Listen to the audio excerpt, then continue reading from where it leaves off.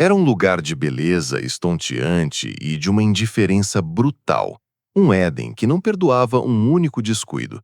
E não havia homem que entendesse melhor essa regra do que Vicente Barros.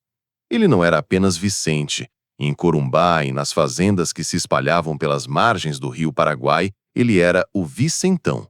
Aos 52 anos, era a personificação do homem pantaneiro. Um homem de estatura mediana, mas com ombros largos e mãos que pareciam esculpidas em aroeira, grossas e fortes. Sua pele era um mapa de décadas sob o sol, o rosto sulcado por rugas profundas que se acentuavam quando seus olhos, pequenos e de um cinza surpreendentemente claro, se apertavam para ler o horizonte. Vicentão era um homem de silêncios longos e de poucas, mas precisas palavras. Sua lenda não vinha de bravatas, mas de feitos. Era o homem que os fazendeiros chamavam quando uma comitiva de gado se perdia na cheia. Era o rastreador que conseguia seguir a pegada de uma onça-pintada por dias, não para caçá-la, mas para entender seu território e desviar o gado. Dizia-se que ele previa a chegada de uma tempestade pelo jeito que os tuiuius voavam e que sabia onde as piranhas não atacavam apenas pela cor da água. Sua conexão com o Pantanal era menos misticismo e mais uma simbiose, um conhecimento íntimo gravado em seu instinto após uma vida inteira decifrando a linguagem daquele lugar. Por isso, quando Peter Ramsey, um ornitólogo e fotógrafo suíço de 45 anos, procurou pelo melhor e mais corajoso guia do Pantanal, todos os caminhos o levaram à casa simples de Vicentão, no bairro popular de Corumbá.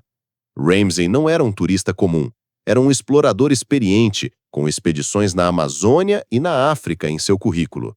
Chegou com um arsenal de equipamentos de ponta, câmeras com lentes telescópicas, binóculos de visão noturna e um dos primeiros modelos de GPS portátil a chegar ao Brasil. Seu objetivo era claro: uma expedição de 10 dias em uma área remota e de difícil acesso, o Complexo do Coricho Negro, para fotografar a nidificação da arara azul, um evento raro e de difícil registro. Vicentão, a princípio relutante em levar um gringo para uma área tão selvagem, aceitou após uma longa conversa. Viu em Ramsey não a arrogância de um aventureiro, mas o respeito de um estudioso. Na manhã de 15 de setembro de 1998, os dois partiram do Porto Geral de Corumbá. A chata de Vicental, uma embarcação de alumínio com fundo chato, batizada de Coragem, estava carregada com mantimentos, combustível e os equipamentos de Ramsey, guardados em caixas Pelican à prova d'água. Antes de soltar as amarras, Vicentão abraçou seu filho de 22 anos, Mateus. "Cuida da tua mãe e não deixa o motor da bomba d'água falhar", disse ele. Foram as últimas palavras que Mateus ouviria de seu pai. 10 dias se passaram. 11, 12. No 13º dia, 28 de setembro, Mateus, sabendo que seu pai era um homem de palavra e de horário, sentiu o gelo da certeza de que algo estava errado. Ele foi até a capitania dos portos e notificou o atraso. A notícia do desaparecimento de Vicentão e do turista suíço mobilizou a região. Uma das maiores operações de busca da história do Pantanal foi montada. Helicópteros da Força Aérea, barcos da Polícia Ambiental e do Corpo de Bombeiros e, o mais importante, dezenas de pantaneiros voluntários, amigos de Vicentão, que saíram em suas próprias embarcações para procurar por um dos seus. Durante 4 dias, eles varreram o labirinto de rios, corichos e baías. A vastidão do Pantanal, antes aliada de Vicentão, agora era sua inimiga, um esconderijo perfeito. Foi apenas no 5º dia que um dos voluntários encontrou a chata Coragem. Estava à deriva, enroscada em um aguapé no meio do Coricho Negro, uma área de águas escuras e vegetação densa, conhecida por sua grande população de jacarés e onças. A cena encontrada era um retrato do caos. Dentro do barco, um isopor de mantimentos estava virado, com comida espalhada. Havia ranhões profundos na lateral de alumínio da chata, como se garras tentassem se firmar ali. No piso, pequenas poças de sangue seco, que a perícia depois confirmaria serem humanas, do tipo O, o mesmo de Peter Ramsey. Mas a evidência mais conclusiva estava na margem lamacenta do coricho. Ao lado de pegadas humanas confusas, que indicavam uma luta ou uma correria, estavam as marcas inconfundíveis de uma onça pintada. Eram pegadas de um animal de grande porte, um macho adulto, segundo o policial ambiental, que primeiro as analisou. A reconstituição oficial foi rápida e lógica. A equipe da Polícia Civil de Corumbá, liderada por um delegado experiente em acidentes na região, concluiu o inquérito em poucas semanas. A teoria era trágica, mas plausível. Vicentão e Ramsey teriam sido surpreendidos por uma onça pintada quando estavam na margem ou em águas rasas, talvez durante uma pescaria noturna. Houve uma luta. O animal, um predador no topo da cadeia alimentar, teria levado a melhor. Os corpos, provavelmente, foram arrastados para a mata fechada, um território impenetrável onde a chance de encontrar qualquer vestígio era praticamente nula. A imprensa noticiou como uma tragédia da natureza, um lembrete sombrio de que o homem é apenas um visitante no mundo selvagem. O caso foi encerrado com a causa da morte registrada como presumida por ataque de animal selvagem. Para o mundo, a história fazia sentido, mas para Mateus, o filho de Vicentão, a versão oficial era uma afronta à memória de seu pai. Na noite em que o inquérito foi fechado, ele se sentou na varanda de casa, olhando para a escuridão na direção do rio, e disse à mãe, a voz baixa, mas cheia de uma certeza teimosa: onça não ataca a gente em barco, e meu pai, onça nenhuma pegava meu pai. Capítulo 2. A lenda seca. Quando uma verdade oficial é decretada em um lugar como o Pantanal, ela se espalha como fogo em capim seco. A história do ataque da onça pintada, trágica e espetacular, foi a narrativa perfeita. Ela oferecia um culpado que não podia ser interrogado e uma lição de humildade para os homens diante da natureza. A imprensa de Campo Grande publicou matérias com títulos como A Fulha do Pantanal e O Último Safari. Em Corumbá, o delegado responsável pelo caso deu uma coletiva de imprensa em uma sala abafada, apontando para um mapa e detalhando a cadeia de eventos conclusiva, as pegadas, o sangue, a ferocidade de um predador defendendo seu território. Para todos os efeitos, o caso estava encerrado, e a história começou sua lenta migração do inquérito policial para o folclore. Nos anos que se seguiram, a história era contada aos trulistas nos barcos-hotéis que subiam o Rio Paraguai. Os novos guias, mais jovens e que mal conheceram Vicentão, usavam seu nome como um aviso, uma forma de incutir respeito e medo nos visitantes da cidade grande. Aqui, até o maior dos guias, o Vicentão, virou janta de onça, diziam eles, apontando para as margens densas de vegetação. A história se tornou um produto, uma anedota de suspense, para ser contada ao redor de uma fogueira, desprovida de sua dor original. Vicentão, o homem de carne e osso, o pai, o marido, foi sendo lentamente substituído por um personagem, o guia lendário, cuja morte servia como prova definitiva da selvageria do lugar. Para a família Barros, essa transformação foi uma tortura silenciosa. Mateus, o filho, nunca aceitou a versão oficial. Nos primeiros anos, ele conduziu sua própria investigação particular. Gastou o pouco dinheiro que a família tinha para alugar um barco e voltar, por diversas vezes, ao Couricho Negro. Ele procurava por algo que a polícia não havia procurado: inconsistências. Encontrou algumas. Notou que os arranhões na lateral da chata do pai eram retos e paralelos demais para serem de garras de onça, que normalmente deixam marcas mais curvas e caóticas. Encontrou também, a uns 100 metros do local, uma única cápsula de bala de calibre 38, enferrujada e parcialmente enterrada na lama, algo que a perícia original não relatou. Ele a entregou na delegacia de Corumbá, mas o objeto foi descartado como lixo comum em área de caça.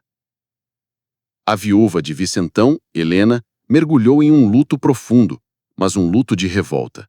Ela parou de frequentar as festas da cidade e se fechou em casa. Recusava-se a falar no nome do marido no passado. O Vicente não morreu daquele jeito. Onça não deixa rastro de pólvora. Levaram ele, e levaram porque ele viu o que não devia. Mas o que ele teria visto? Ela não tinha a resposta, apenas a convicção, a intuição de uma mulher que conhecia o homem com quem vivera por 30 anos. A família de Peter Ramsey, na Suíça, também questionou a versão oficial. Chegaram a contratar um investigador particular que passou um mês em Corumbá, mas ele esbarrou no mesmo muro. Um inquérito policial encerrado e a certeza local de que o caso estava resolvido pela lei da selva. Sem novas provas, eles também foram forçados a recuar, deixando para trás um túmulo vazio em um cemitério de Zurique e uma doação generosa para projetos de preservação da onça-pintada no Pantanal. Uma ironia amarga que não passou despercebida por Mateus. O tempo, como o rio na cheia, foi cobrindo tudo. O Pantanal passou por ciclos de secas e inundações. A memória do desaparecimento foi se tornando mais difusa. Em 2005, um incêndio de grandes proporções atingiu a região do Coricho Negro, alterando a paisagem e apagando para sempre as últimas marcas físicas do evento de 1998. A lenda, entretanto, permaneceu, agora ainda mais forte, pois não havia como mais contestá-la com a geografia original. Mateus Barros assumiu o lugar do pai, não como guia, mas como provedor. Tornou-se um mecânico de barcos, um homem respeitado no porto de Corumbá, conhecido por seu temperamento sério e por sua recusa em falar sobre o pai com estranhos. Ele guardou a cápsula de bala enferrujada em uma pequena caixa de madeira, junto com a última foto que tinha de Vicentão. Era seu altar particular, a prova de uma verdade que só ele e sua mãe conheciam. 26 anos passaram. O Brasil entrou em um novo milênio. O Pantanal enfrentou novas ameaças: desmatamento, agrotóxicos, o avanço da pecuária. A história de Vicentão e Ramsey se tornou um ponto tão distante no passado que a maioria dos novos moradores de Corumbá sequer a conhecia. A chata coragem foi vendida como sucata.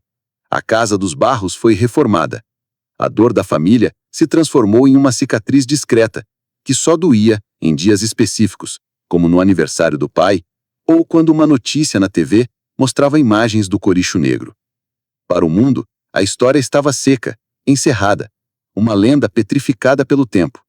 Ninguém imaginava que nas profundezas de uma baía, a quilômetros do local do suposto ataque, a verdade estava apenas esperando, protegida pela água e pelo metal, aguardando a maior seca do último meio século para finalmente emergir e provar que a natureza, às vezes, não é a culpada pelo crime, mas a única testemunha que tem a paciência de esperar décadas para dar o seu depoimento.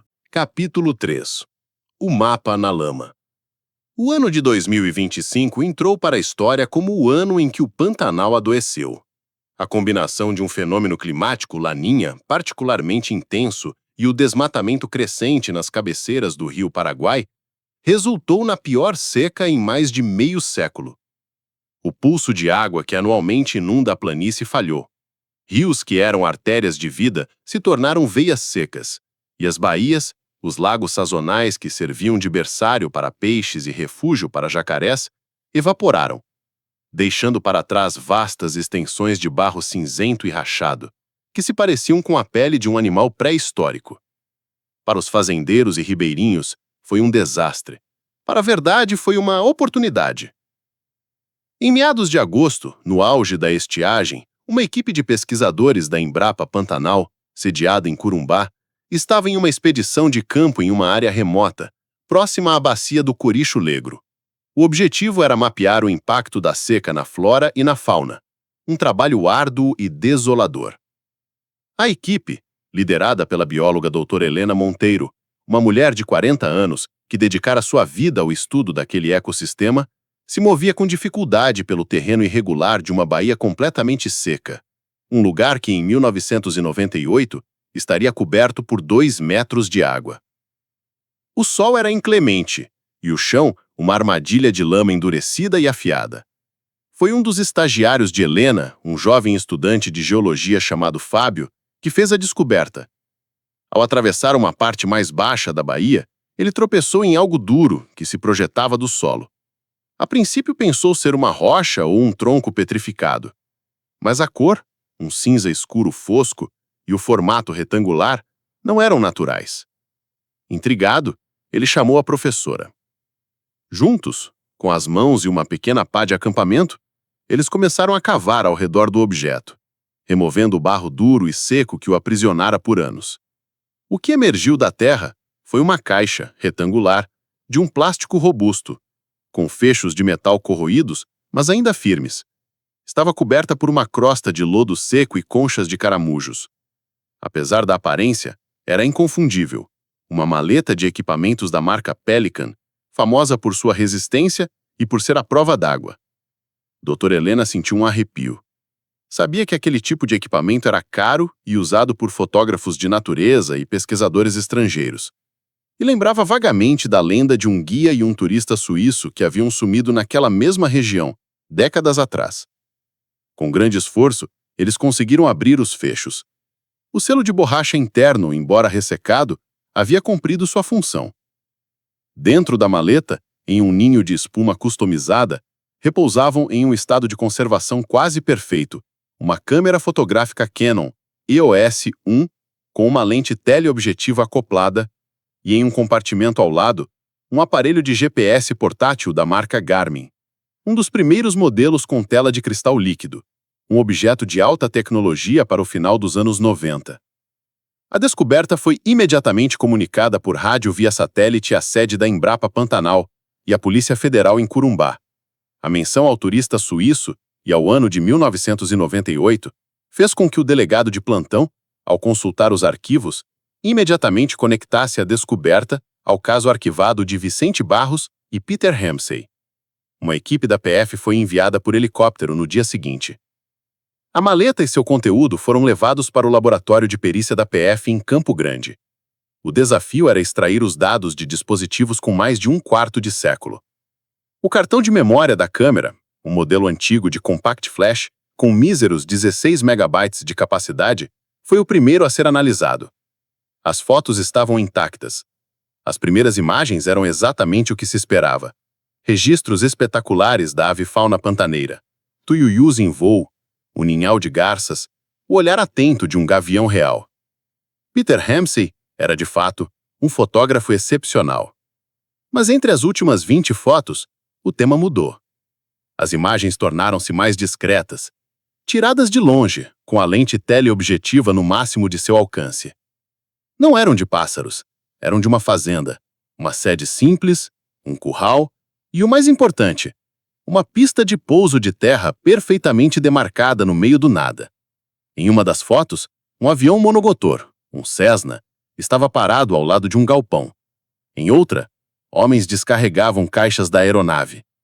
Os rostos eram indistinguíveis, mas a atividade era claramente clandestina. A verdadeira revelação, no entanto, veio do GPS. A bateria estava morta há muito tempo, mas os peritos conseguiram alimentar o aparelho diretamente e extrair os dados da memória interna. O dispositivo continha todo o trajeto da expedição, desde a partida de Corumbá. Os pontos mostravam que Vicentão e Ramsey passaram os primeiros dias em áreas conhecidas de observação de aves, mas no dia do desaparecimento, a rota mudou drasticamente. O registro do GPS desmentia de forma categórica e irrefutável a versão oficial da polícia de 1998. Eles não estavam perdidos, nem vagando sem rumo.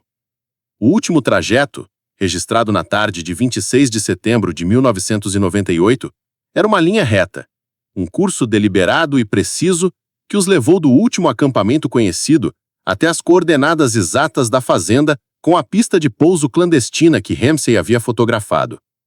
O último ponto gravado pelo GPS estava localizado no centro do pátio daquela fazenda, a mais de 30 quilômetros em linha reta de onde a chata coragem e as pegadas da onça foram encontradas. A história do ataque do animal, a lenda que se consolidara por 26 anos, desmoronou em uma única tela de GPS. Não foi um acidente da natureza. Foi uma execução. Vicentão e Ramsey não foram vítimas de uma onça. Eles foram até o covil dos lobos. E o Coricho Negro não era a cena do crime, mas o local de descarte das provas. Uma cortina de fumaça genial, orquestrada por criminosos que usaram a maior predadora do Pantanal como sua cúmplice involuntária. O caso, para espanto de Corumbá, foi oficialmente reaberto. Capítulo 4. A Trilha da Mentira e a Fazenda do Silêncio. A recuperação dos dados do GPS e da câmera de Peter Ramsey foi o estopim de uma nova e complexa fase investigativa. O caso agora retirado das mãos da Polícia Civil de Corumbá e assumido pela Superintendência da Polícia Federal em Campo Grande, devido à sua clara conexão com o crime organizado transnacional, foi rebatizado. O que antes era o caso Vicentão Barros tornou-se a Operação Coricho Negro. A narrativa oficial não era mais sobre um acidente, mas sobre uma sofisticada operação de despistamento para encobrir um duplo homicídio.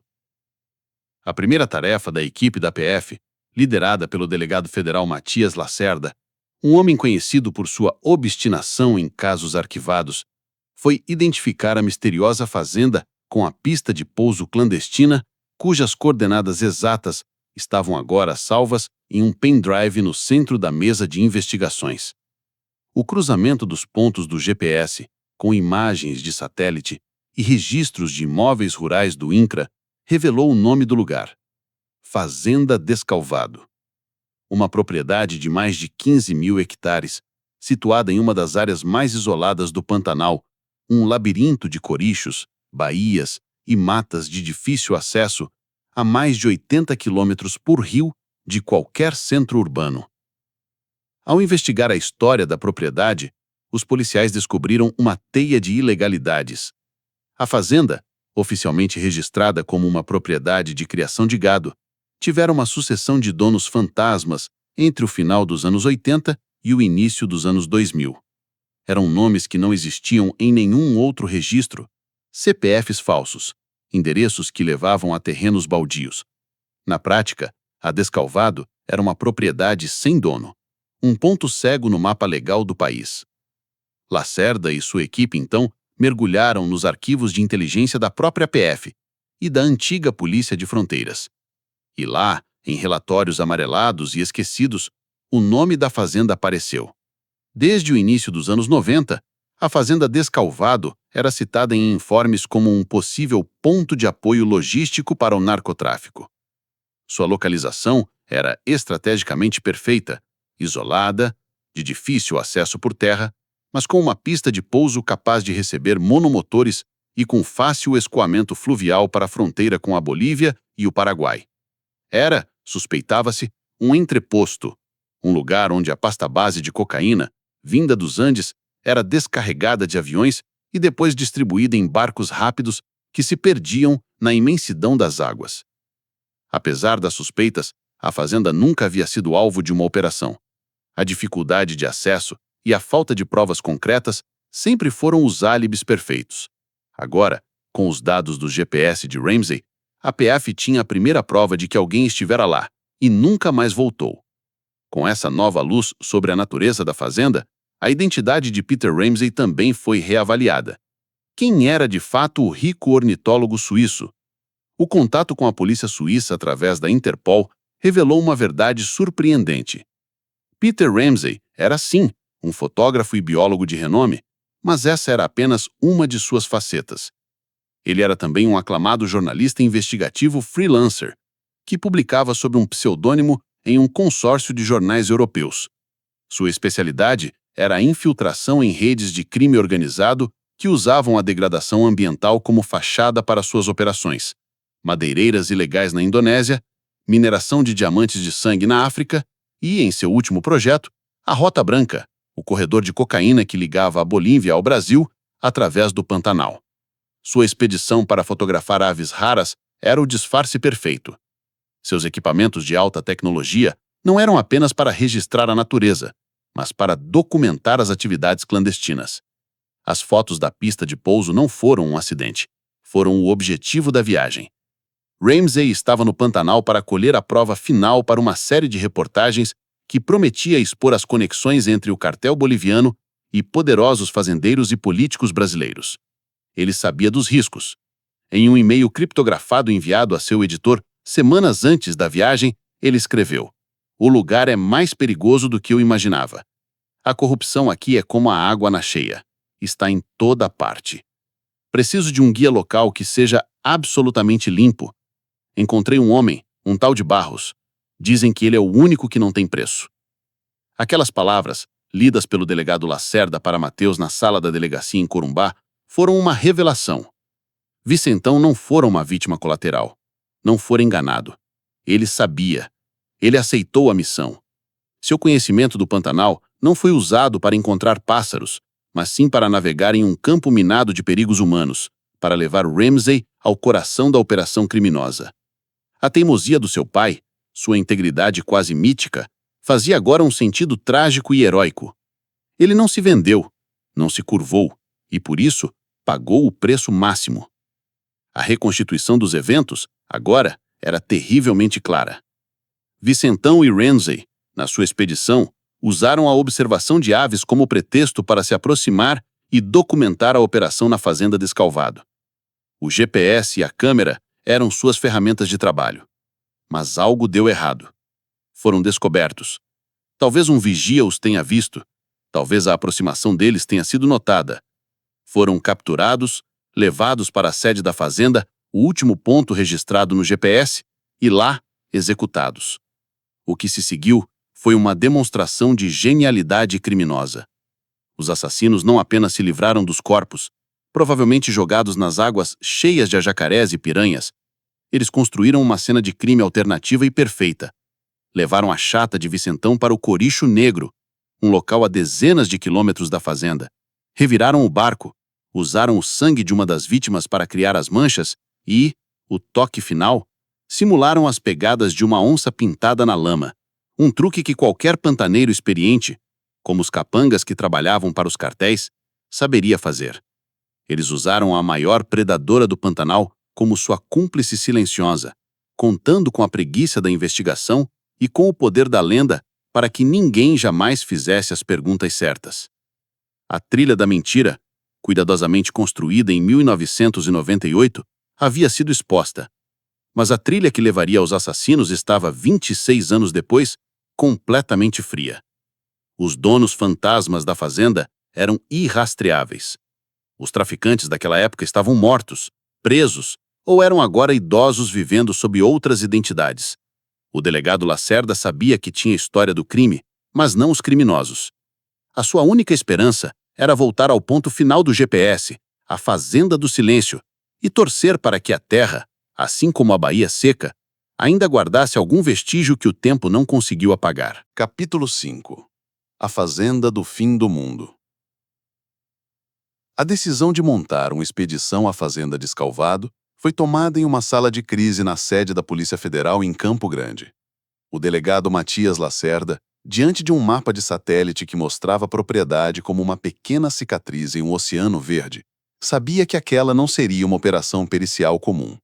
Era uma incursão em território hostil, um lugar que não apenas estava geograficamente isolado, mas que fora, por anos, um santuário do crime, protegido pela indiferença da natureza. A logística era um pesadelo.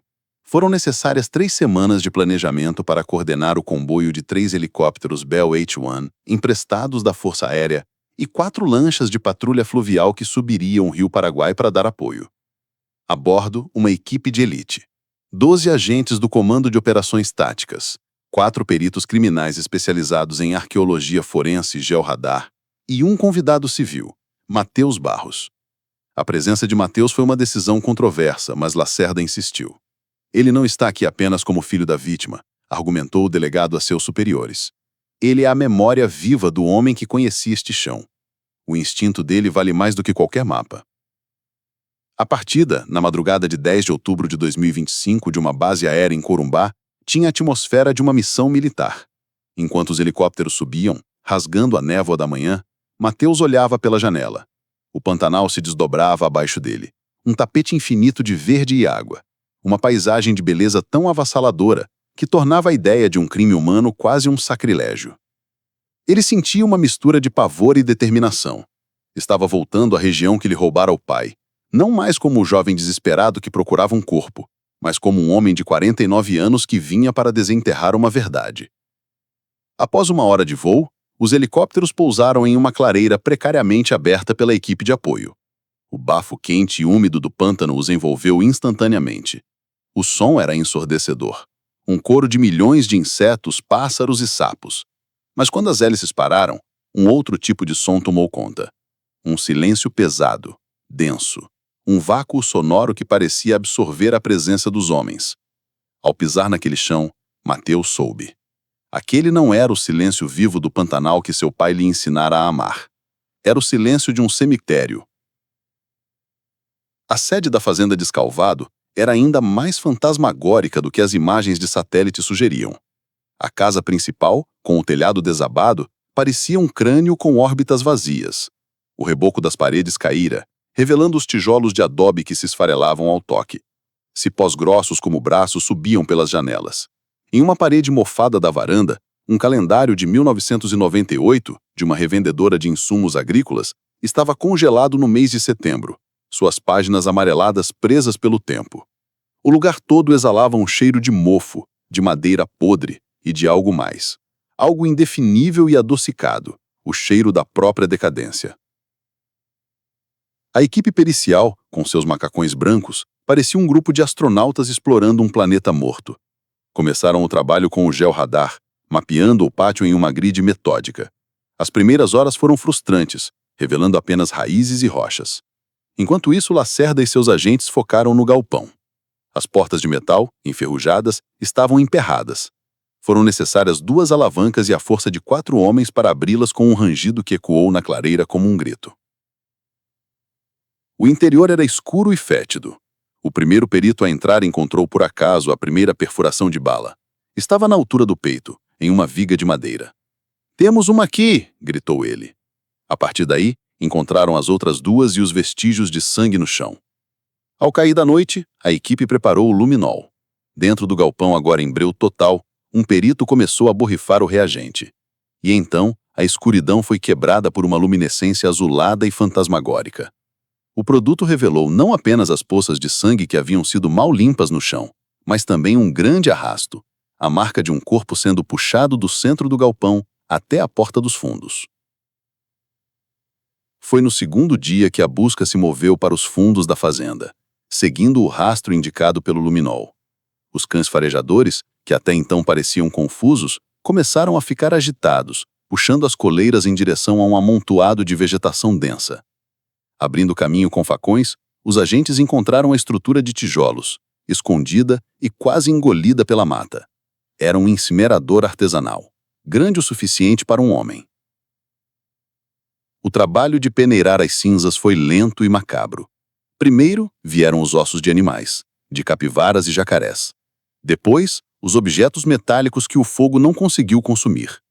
A fivela de um cinto, botões de uma calça jeans, e então o perito, com uma pinça, levantou 2 pequenos cilindros de metal, escurecidos, mas incontestavelmente artificiais. "Pinos cirúrgicos", disse ele, a voz abafada pela máscara. Um silêncio pesado caiu sobre a equipe. Através do telefone via satélite, Lacerda contatou a Interpol e, em poucas horas, veio a confirmação da Suíça, junto com os registros da cirurgia de joelho de Peter Hampsen, de 1996. Mateus, que observava tudo a uma distância respeitosa, sentiu o chão fugir dos seus pés. A verdade, que ele sempre sentia no peito, agora era um fato material, clínico, irrefutável. Ele se afastou do grupo e caminhou até a beira de um coricho que passava nos limites da fazenda. Olhou para a água escura e, pela primeira vez em 26 anos, permitiu-se chorar. Não era um pélição tristeza, mas de uma exaustão profunda. O alívio terrível de uma busca que havia finalmente terminado. Ele não encontrou o corpo do pai, mas encontrou a certeza. Vicentão não estava perdido no Pantanal. Estava ali, naquele chão maldito. A equipe possou mais um dia na fazenda de Escalvado. Não encontraram mais nada. Os corpos haviam sido destruídos de forma metódica, profissional. Ao embarcar no helicóptero, Lacerda colocou a mão no ombro de Mateus. "Acabou, Mateus. Agora sabemos o que aconteceu." Do alto a fazenda encolhia, tornando-se novamente um ponto verde e insignificante na imensidão. Os homens em seus helicópteros levavam consigo as provas de um crime. Mas o crime em si, o ato de violência, a memória da dor, isso ficou lá, absorvido pela terra, guardado pelo mesmo silêncio pesado que os recebeu. O silêncio de um lugar que se acostumou a ser o fim do mundo. Capítulo 6. O turista e a testemunha. O retorno da equipe da Polícia Federal da Fazenda de Escalvado para Corumbá foi sombrio e silencioso. Os sacos de evidências, contendo os projéteis, os fragmentos de ossos calcinados e os minúsculos pinos de titânio, eram a prova material de um crime executado com uma frieza industrial. Não havia mais espaço para dúvidas ou teorias. A narrativa oficial de 1998, a da onça pintada, estava morta e enterrada, substituída pela certeza de um duplo homicídio seguido de ocultação de cadáver. O laudo da perícia, divulgado 2 semanas depois, foi categórico. Os fragmentos de titânio eram 100% compatíveis com os registros cirúrgicos de Peter Ramsey. As perfurações no galpão eram de armas de fogo e o sangue encontrado, embora degradado, pertencia a um DNA masculino, distinto do de Ramsey, presumivelmente o de Vicente Barros, aguardando uma confirmação final que viria com a comparação do DNA de Mateus. Para Mateus, a confirmação científica foi uma formalidade dolorosa. A verdade, ele já a carregava na alma desde que pisara naquele chão amaldiçoado. A expedição, no entanto, não lhe trouxera paz, mas um novo tipo de angústia. Sabia-se o que aconteceu e onde aconteceu, mas a questão que agora o assombrava era o porquê.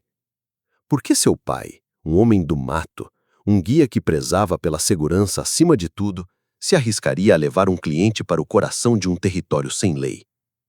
O que Peter Ramsey, um ornitólogo, procurava em uma fazenda de narcotraficantes que era tão importante a ponto de custar sua vida e a de seu guia? A resposta para essa pergunta começou a ser construída a milhares de quilômetros dali, em Genebra, na Suíça. Com a confirmação da morte de Ramsey como homicídio, as autoridades suíças abriram sua própria investigação. O que descobriram, e que foi compartilhado com a PF brasileira sob sigilo, redefiniu completamente a identidade do turista. Peter Ramsey era, sim, um biólogo e fotógrafo de renome, mas essa era apenas uma de suas facetas. Ele era também um aclamado jornalista investigativo freelancer, que publicava sob um pseudônimo em um consórcio de jornais europeus. Sua especialidade era a infiltração em redes de crime organizado que usavam a degradação ambiental como fachada para suas operações. Madeireiras ilegais na Indonésia, mineração de diamantes de sangue na África e, em seu último projeto, a Rota Branca, o corredor de cocaína que ligava a Bolívia ao Brasil através do Pantanal. Sua expedição para fotografar aves raras era o disfarce perfeito. Seus equipamentos de alta tecnologia não eram apenas para registrar a natureza, mas para documentar as atividades clandestinas. As fotos da pista de pouso não foram um acidente, foram o objetivo da viagem. Ramsey estava no Pantanal para colher a prova final para uma série de reportagens que prometia expor as conexões entre o cartel boliviano e poderosos fazendeiros e políticos brasileiros. Ele sabia dos riscos. Em um e-mail criptografado enviado a seu editor semanas antes da viagem, ele escreveu: "O lugar é mais perigoso do que eu imaginava. A corrupção aqui é como a água na cheia, está em toda parte. Preciso de um guia local que seja absolutamente limpo. Encontrei um homem, um tal de Barros. Dizem que ele é o único que não tem preço." Aquelas palavras lidas pelo delegado Lacerda para Mateus na sala da delegacia em Corumbá foram uma revelação. Vicentão não fora uma vítima colateral, não fora enganado. Ele sabia. Ele aceitou a missão. Seu conhecimento do Pantanal não foi usado para encontrar pássaros, mas para navegar em um campo minado de perigos humanos, para levar Ramsey ao coração da operação criminosa. A teimosia de seu pai, sua integridade quase mítica, fazia agora um sentido trágico e heróico. Ele não se vendeu, não se curvou, e por isso pagou o preço máximo. A investigação da PF agora se concentrava em identificar quem eram os chefes daquela rota em 1998.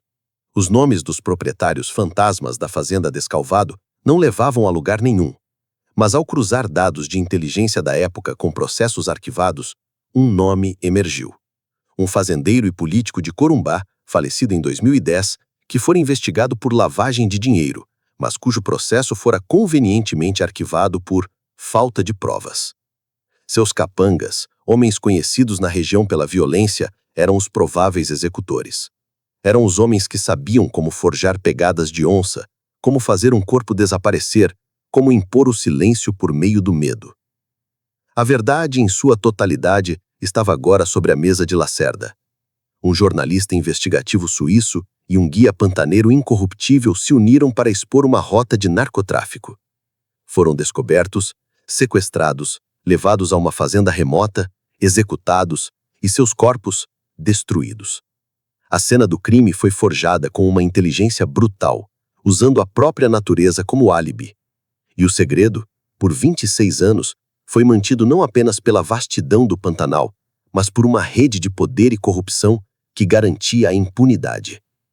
O delegado Lacerda sabia que, criminalmente, o caso estava morto. Os executores e mandantes ou já estavam mortos, ou eram agora figuras idosas e protegidas, contra as quais seria impossível levantar um processo judicial com provas de quase 3 décadas. Mas a justiça histórica, a que importava para Mateus, ainda podia ser feita. O delegado Lacerda convocou uma coletiva de imprensa. Diante das câmeras, ele não falou de onças. Ele contou a história de um jornalista corajoso e de um guia de uma integridade rara. Ele limpou o nome de Vicentão, não o retratando como uma vítima da natureza, mas como um herói que tombou em uma guerra não declarada que acontecia no coração do Brasil. Ele revelou que Peter Ramsey não era um turista, mas uma testemunha, e que Vicente Barros não era apenas seu guia, era seu guardião. Capítulo 7. Crime perfeito. A coletiva de imprensa do delegado Matias Lacerda teve o efeito de uma pequena explosão controlada. A revelação de que o desaparecimento de Vicentão Barros e Peter Ramsey não foram um acidente, mas um duplo homicídio ligado ao narcotráfico, chocou o Mato Grosso do Sul. A história, antes uma lenda sobre a fúria da natureza, transformou-se em uma crônica sombria sobre a corrupção e a violência humanas. O nome de Vicentão, por décadas associado a uma morte trágica, foi instantaneamente reabilitado e elevado ao status de herói local, um homem que ousou enfrentar um poder invisível e pagou o preço por sua integridade. Para a equipe da Polícia Federal, no entanto, a vitória moral era apenas o começo de uma longa e frustrante batalha legal. Saber o que aconteceu era uma coisa. Provar a autoria de um crime ocorrido há 27 anos, cujos vestígios foram metodicamente apagados, era outra, completamente diferente. A Operação Coricho Negro entrou em sua fase mais difícil, a tentativa de construir um caso processável a partir das cinzas do passado. O foco da investigação se voltou para o fazendeiro e político de Corumbá, cujo nome aparecia nos relatórios de inteligência dos anos 90 como o suposto chefe da operação na fazenda Descalfado. O homem, no entanto, havia falecido de um infarto em 2010, levando consigo os segredos de seu império. Sem o mandante principal para interrogar ou processar, a investigação precisou se concentrar nos executores, nos capangas que operavam sob suas ordens. Lacerda e sua equipe passaram meses debruçados sobre os arquivos criminais da década de 90, cruzando nomes de ex-funcionários do político com acusações de pistolagem e outros crimes violentos. Levantaram uma lista de 4 suspeitos principais. Eram homens com um passado brutal, conhecidos na fronteira por sua eficiência em resolver problemas.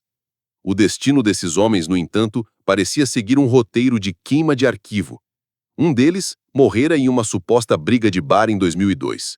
Outro, em um acidente de carro em 2005. O terceiro estava preso na Bolívia por outros crimes e se recusava a cooperar. Restava apenas um homem chamado Ayrton Tigrão Sampaio, que, segundo informações, vivia recluso em uma pequena chácara nos arredores de Campo Grande. Em novembro de 2025, a PF montou uma operação para prendê-lo, não pelo caso de Vicentão, para o qual não tinham provas, mas por um mandado de prisão em aberto por um homicídio de 1997. Tigrão, agora um homem de 68 anos, grisalho e com o corpo castigado pelo tempo, não resistiu à prisão. Durante o interrogatório, que se estendeu por 2 dias, ele negou qualquer envolvimento com o desaparecimento do guia e do turista. Era um profissional do crime. Sabia que sem corpo e sem testemunhas diretas, a polícia não tinha nada contra ele naquele caso específico. Ele ria das perguntas de Lacerda, os olhos frios e vazios. Foi Matheus Barros quem conseguiu quebrar a muralha de negação. Em um movimento audacioso, Lacerda pediu que ele participasse de uma das sessões de interrogatório. Matheus entrou na sala e sentou-se em frente a Tigrão. Não o acusou, não gritou, apenas colocou sobre a mesa uma foto antiga e desbotada de Vicentão, sorrindo, com o sol do Pantanal ao fundo. Esse homem era meu pai, disse Matheus, a voz firme. Ele não era um santo, mas era um homem justo. Ensinou-me a respeitar o Pantanal e a não ter medo de onça. Mas ele tinha medo de gente como você. Gente que usa a força do lugar para esconder a própria covardia. Você pode não falar nada para a polícia, mas eu quero que você olhe nos olhos do homem que vocês mataram e saiba que depois de 27 anos, o filho dele está aqui. A história não acabou. Pela primeira vez, a expressão de Tigrão vacilou. Ele desviou o olhar da fotografia, desconfortável. O interrogatório terminou sem uma confissão, mas Matheus sentiu que havia vencido uma batalha pessoal. Ele confrontou o fantasma. Legalmente, a investigação havia chegado ao seu limite. O único suspeito vivo não confessaria e as provas circunstanciais não seriam suficientes para levá-lo a júri pelo caso de 1998. O delegado Lacerda e o Ministério Público Federal tomaram uma decisão difícil. O inquérito seria relatado e concluído, apontando a dinâmica do crime e os nomes dos suspeitos, mas sem um indiciamento formal pelo duplo homicídio por impossibilidade material de comprovação da autoria. Na prática, o crime estava solucionado, mas permaneceria impune. A notícia do arquivamento, embora esperada, foi recebida com um misto de resignação e revolta. Mas o impacto da verdade revelada já era irreversível. A história de Vicentão Barros e Peter Ramsey se tornou um caso de estudo sobre a complexa relação entre crime organizado e o meio ambiente no Brasil. A fazenda Descalvado foi desapropriada pela União e transformada em uma base avançada da Polícia Ambiental. Um ato simbólico que transformou o antigo santuário do crime em um posto de defesa da natureza. Para Matheus Barros e sua mãe, a justiça veio de uma forma que eles não esperavam. Em setembro de 2026, no aniversário de 28 anos do desaparecimento, uma cerimônia foi realizada no Porto Geral de Corumbá, com a presença de autoridades, da imprensa e de centenas de pantaneiros. Uma placa de bronze foi inaugurada, dando o nome de Cais Vicente Vicentão Barros ao principal ponto de partida das embarcações. Durante a cerimônia, um representante da Embaixada da Suíça leu uma carta da família de Peter Ramsey, agradecendo a Vicentão por sua coragem e lealdade até o fim. Matheus, ao discursar, não falou de morte nem de assassinos, falou do legado do pai. Meu pai não foi morto pelo Pantanal. Ele morreu pelo Pantanal. Ele morreu para proteger a integridade deste lugar e para expor aqueles que usavam sua beleza para esconder a feiura de seus crimes. A justiça dos homens pode ter falhado, mas a justiça da história, essa está sendo feita hoje, e o nome dele agora está gravado aqui, de frente para o rio que ele tanto amava, para que nenhuma cheia, nenhuma seca, jamais o apague. O sol do fim de tarde dourava as águas do rio Paraguai enquanto a placa era revelada. O crime perfeito, orquestrado para ser esquecido, havia falhado. Os assassinos podiam ter vencido a batalha pela impunidade, mas haviam perdido a guerra contra a memória. Capítulo 8. O legado do guia. A inauguração do Cais Vicente Vicentão Barros não foi um ponto final na história. Foi o início de um novo capítulo. A verdade, libertada após 28 anos de um silêncio imposto, começou a operar transformações profundas e inesperadas, não apenas na família Barros, mas na própria relação da comunidade com a vastidão selvagem que a cercava. A lenda do guia morto pela onça havia sido substituída pela saga do herói que enfrentou o crime organizado. E essa nova narrativa, mais complexa e muito mais humana, semeou um legado de coragem onde antes só havia medo. Matheus Barros, que por décadas carregara o fardo de uma dúvida solitária, encontrou um novo propósito. A figura do mecânico calado e de poucas palavras deu lugar a um líder comunitário. Impulsionado pela necessidade de honrar a luta do pai, ele criou a Fundação Vicentão Barros, uma pequena ONG, financiada inicialmente pela família Ramsey e por doações da comunidade, dedicada a apoiar guias pantaneiros independentes e a promover a vigilância contra atividades ilegais na região. A fundação oferecia cursos de segurança, equipamentos de comunicação via satélite e, o mais importante, uma rede de apoio para que nenhum outro guia se sentisse isolado e vulnerável como Vincentão esteve em seus últimos dias. O lema da fundação, estampado em seus barcos, era uma frase que o velho guia sempre dizia: "O Pantanal não tem dono, só tem testemunhas." A mudança mais simbólica, no entanto, ocorreu na Fazenda Descalvado. Após a desapropriação, a Polícia Ambiental, em parceria com a Fundação Vincentão Barros e a Embrapa Pantanal, iniciou um projeto ambicioso para transformar o antigo centro do crime em uma base de pesquisa e ecoturismo. A casa principal foi reconstruída, mas o galpão onde ocorreram as execuções foi deliberadamente deixado em ruínas, como um memorial à brutalidade que ali acontecera.